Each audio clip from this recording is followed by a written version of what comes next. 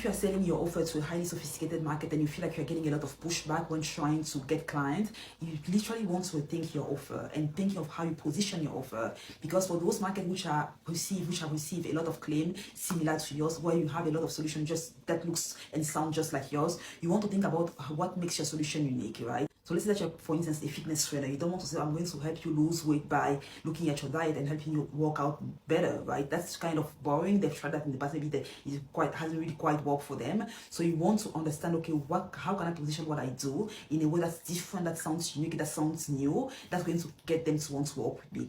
And you want to have that mechanism. You want to have it at the forefront of your emails, your sales copy, your ad copy as well, because that's what's going to attract them and compel them to work with you. Because in those markets, it's not really about do you have a solution. It's about what makes your solution unique. It's not about can you help me solve this, but what makes you uniquely qualified to help me solve this issue of mine. So by working on those two things, it's literally going to allow you to have more clients come through the door, even though you're in a highly competitive marketplace.